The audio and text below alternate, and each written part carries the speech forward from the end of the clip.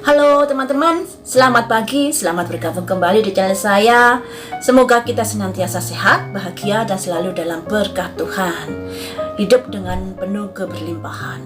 Hari ini tetap kita kawal untuk peristiwa ibu dan anak mendekati hari-hari penentuan siapa yang menjadi tersangkanya. Makanya tidak heran akan ada banyak gejolak-gejolak kompor-kompor yang meledak menjelang hari-hari penetapan ini. Saya dapat berita dari dexjabar.com. Beritanya ini sudah lama sebenarnya, tanggal 8 November 2021. Dr. Sumihastri, ahli forensik, sebut kasus ibu dan anak di Subang tak perlu pengakuan calon tersangka. Jadi optimis saja. Kalaupun ada kesimpang siuran pemberitaan dari kubu A, kubu B, dan lain sebagainya, saya rasa itu cuma semacam untuk mengalihkan perhatian dari pihak kepolisian dalam menyelidiki perkara ini.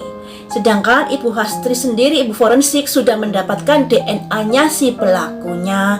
Makanya tidak perlu lagi pengakuan dari calon tersangka. Jadi semuanya sudah didapatkan, tinggal mencari kronologinya seperti apa kejadiannya, kemudian dipadukan sesuai apa enggak. Dan Ibu Hastri ini juga sudah bilang, saya percaya 100% kalau peristiwa ini akan terungkap. Dan berkas juga sudah rapi, tinggal penyidik yang mengungkapkan. Dan saat ini sudah gelar perkara. Katanya yang saya baca di pemberitaan butuh waktu 2 minggu dalam gelar perkara ini, kemudian akan diumumkan siapa tersangkanya. Makanya kita tenang-tenang saja, siapapun pelakunya tentunya sudah nggak salah tangkap karena ada bukti DNA-nya. Ada bukti DNA-nya, apalagi di kukunya jari amal juga ada tanda DNA dari si pelaku. Apakah tanda ini, DNA ini cocok dengan saksi-saksi yang sudah kita ketahui saat ini? Mungkin saja, karena yang sering dipanggil dari pihak kepolisian adalah 3 orang ini, Yosep, Danu, dan Yoris.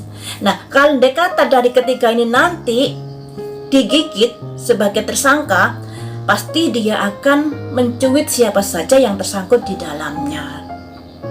Dan saya ada penglihatan pelakunya ini lebih dari satu orang.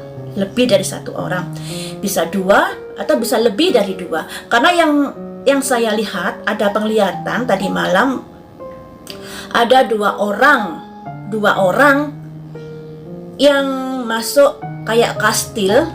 Kalau kita lihat di cerita-cerita zaman kerajaan kan ada kastil, terus ada gerbangnya yang dibuka gini, orang 2 ini masuk, jadi akan ketutup gini kan. Namun saya nggak mau menyebutkan usianya berapa karena nanti sekalian bisa beropini macam-macam. Kita tunggu saja. Tapi yang jelas peristiwa ini yang tersangkut lebih dari 1, bahkan bisa lebih dari 2. Yang saya lihat seperti itu. Dan memang sudah ada calonnya karena penglihatan saya tadi, orang ini sudah mau masuk kastil itu tadi. Mau masuk terus punggungnya kesambar beledek, yang menandakan karena proses hukum yang sudah dilakukannya. Tapi sekali lagi saya nggak mau nyebut usianya. Nanti kalian beropini dan saya dibilang begini begitu. Kita lihat saja nanti pengumumannya seperti apa ya. Jadi kita percuma lah rame-rame ya. Juga percuma kubu ini bilang begini, bilang begitu. Nggak ada untungnya juga, itu hanya untuk apa ya? Malah itu menghambat kerja kepolisian. Hal-hal seperti itu ditujukan untuk menekan dari pihak kepolisian. Seakan-akan apa yang dijalankan pihak kepolisian nggak jujur, salah, dan lain sebagainya. Padahal ini sudah tim gabungan, bukan tim Polsek Subang lagi. Sudah ada Polres, Polda, Bareskrim, BIN, dan lain sebagainya. Orang-orang yang sangat terpercaya di dalam bidangnya. Jadi kita mesti percaya dengan apa yang akan mereka sampaikan nantinya. Saya baca lagi ya. Kasus peristiwa Subang ini memang lama terungkap karena tidak ada kesinambungan sinergi antar penyidik forensik dan olah TKP. Namun, Ibu Sumihastri Perwanti memastikan bahwa kasus ini sudah rapi, tinggal menunggu Polres Subang mengumumkannya. Nah, sudah rapi toh? Kemudian saya baca lagi, dalam kasus peristiwa Subang ini tidak perlu pengakuan dari saksi-saksi ataupun calon tersangka, tapi pihaknya sudah menguji secara saintifik, kaidah-kaidah berdasarkan keilmuan sudah didapatkan seperti dari tes hasil DNA. Waduh, kalau sudah DNA, mau bilang apa lagi? Semua terbukti ya toh. Makanya kita nggak usahlah rame-rame demo sana sini, ikut-ikutan, yang pro sana, yang pro sini, siapapun pelakunya. Yang penting segera terungkap peristiwa ini. Kasihan Ibu Tuti dan Amel. Dan dalam detik-detik pengumuman ini pastinya ada pihak-pihak yang ingin memperkeruh suasana dengan memframing pihak kepolisian yang begini, yang begitu, yang begini, yang begitu. Tapi setelah kita baca dari keterangan Dr. Hasri ini berdasarkan DNA.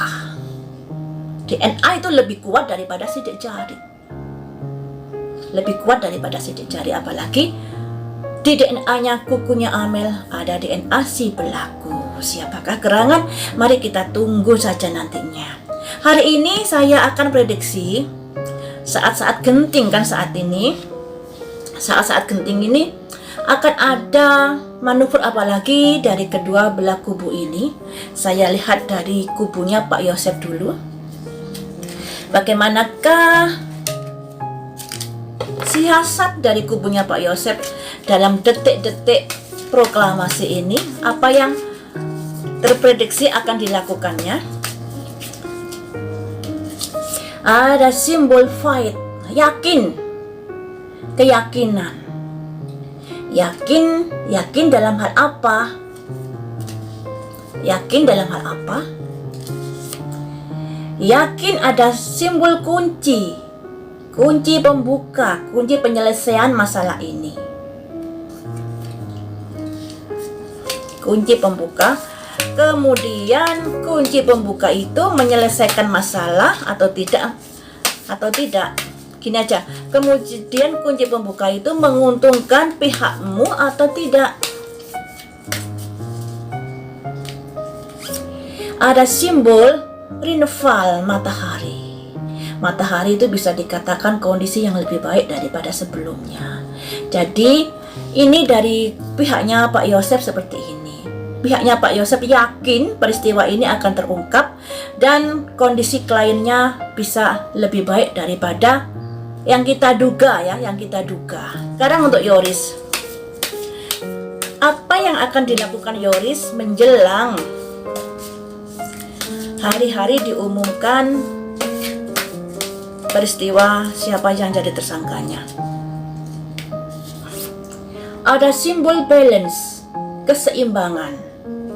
Balance ini dia berharap ada keadilan di sini, ya. Ada keadilan di sini, harapannya seperti itu. Terus di sini ada simbol orang merenggut, 3 orang merenggut yang artinya ada kayak protes gitu ya atas apa yang sudah berjalan saat ini. Tapi dia berharap ada keseimbangan dalam proses hukum ini. Selanjutnya, mengapa kamu merasa ini ada ketidakseimbangan? Ada simbol harta di sini. Harta, dia merasa ada permainan di dalam proses ini. Perasaannya seperti itu. Terus apa yang akan kamu lakukan dengan kondisi yang seperti ini?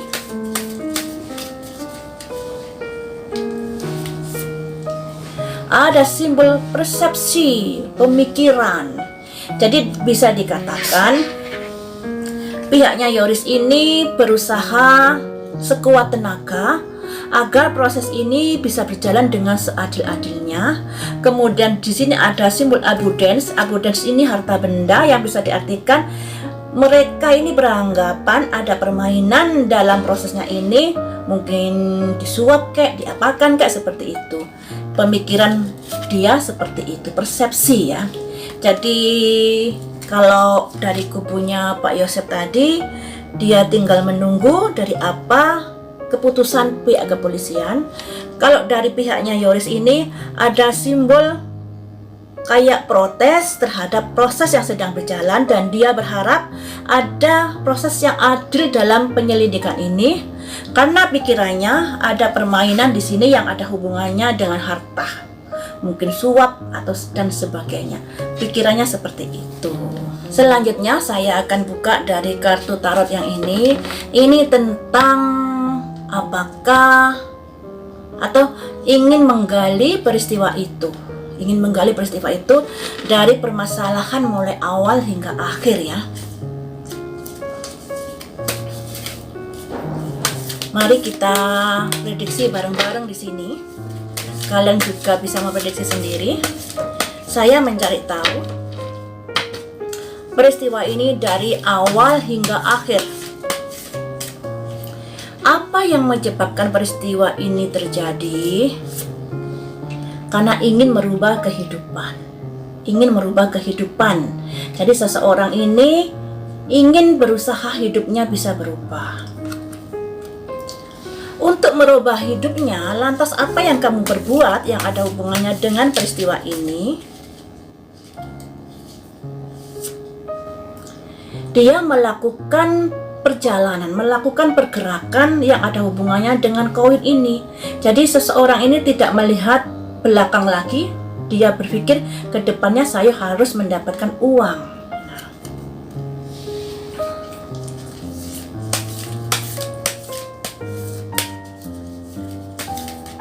Apakah kamu berhasil untuk mendapatkan uang itu atau mendapatkan perlawanan dari Ibu Tuti? Dia tidak berhasil mendapatkan uang tersebut.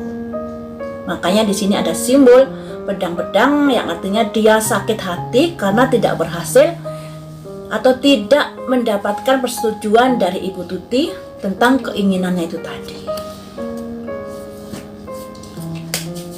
Apakah kamu masih keluarganya Ibu Tuti?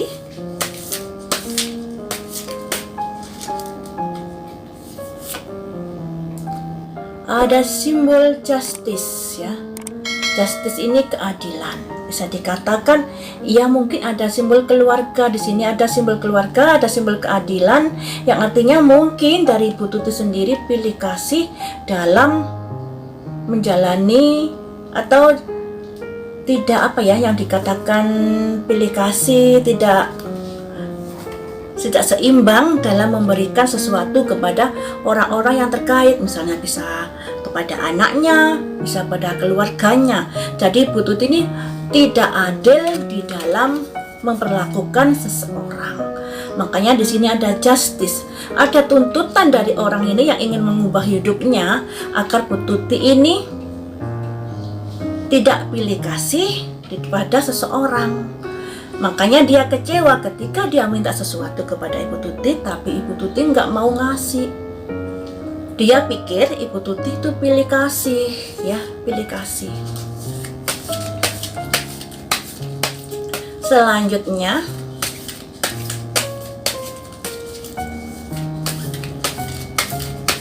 apakah rencana ini sudah di planning lama atau dadakan?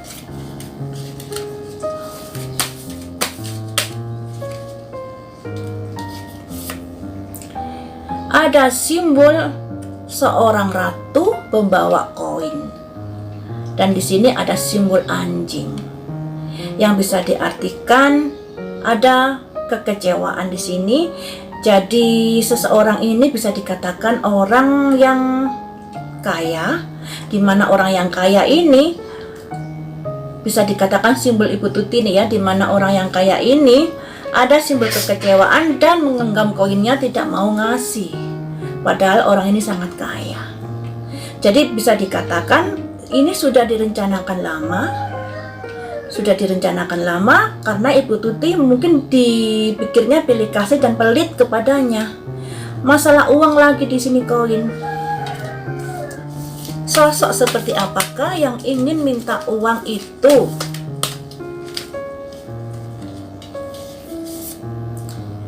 sakit hati. Mumet. Jadi seseorang yang minta uang itu seseorang yang pernah sakit hati, merasa tersakiti oleh Ibu Tuti. Jadi orang itu pernah sakit hati pada Ibu Tuti. Ciri-ciri selanjutnya seperti apa? Orang yang sakit hati, terus yang seperti apa ciri-ciri kelanjutannya?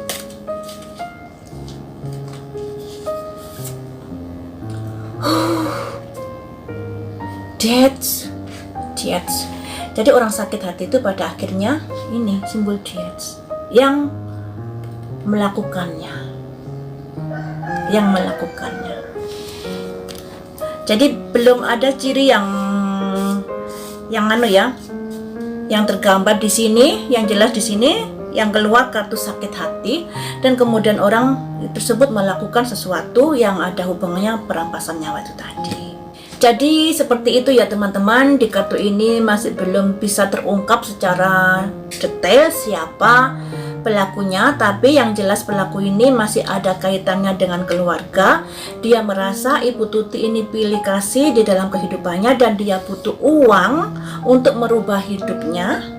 Karena Bu Tuti menolak, akhirnya dia kecewa dan sakit hati, dan pada akhirnya terjadilah peristiwa ini.